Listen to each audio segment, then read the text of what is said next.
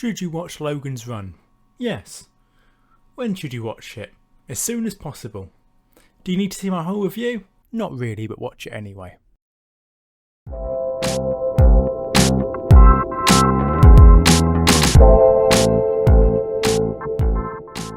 So, Logans Run. A classic film from a better time. It was actually my dad who recommended this to me, and while it took me a while to get around to it, I eventually watched it and it was fantastic. The movie comes in at 2 hours and only takes 20 minutes to get into the main story. It was made in 1976 and has aged amazingly well due to its use of miniatures rather than CGI. One thing stood out to me particularly in my first viewing, that was the movie predicted Tinder 36 years before its creation.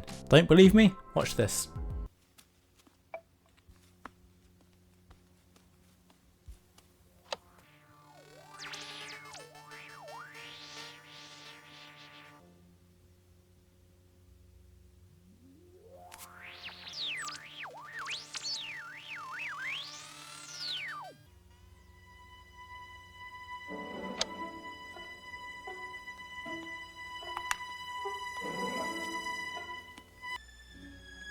What's your name?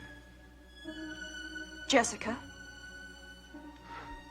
Well, sad or not, you're beautiful. Let's have sex. No. Then why are you wasting my time, Why did you put yourself on the circuit? That only plays a small part in the movie. What about the rest of it? The story is set in the future, in a perfect world without crime or illness. But there's a catch. At 30, you have to go through the ritual of carousel to be reborn. We follow Logan as Sandman. No, not that kind of Sandman. Not that kind of Sandman either. The Sandmen essentially fill a role of the police or bounty hunters, but as there's no crime, the only action they have to take is to stop the runners, people who try to escape the city rather than go through carousel. This is where the story really begins. Logan is ordered to become a runner to infiltrate the railway-esque organisation that helps the runners escape. A mission complicated by his identity as a Sandman. To infiltrate this group, he uses Jessica, a girl he met on the circuit, who helpfully wears a symbol of resistance as a necklace. But his mission does not progress smoothly. Not only does his identity as a Sandman make people suspicious of him, but his best friend, another Sandman, is chasing him. So what are the issues with the Logans Run? One obvious issue with it, although we see the gems in their hands having tracker capabilities earlier in the movie when he's facing a runner, this isn't something used against him while he's running. The fact that he could have simply lied to his friend, or told him the truth even, and I felt the ending where the computer failed due to the contradictory information was a bit silly. But these are fairly small issues.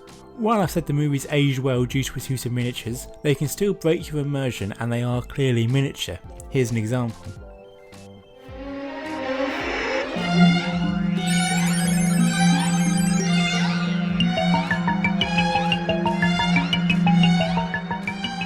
There was also one use of CGI, which in today's age looks laughably bad, but I'll let you decide what you think.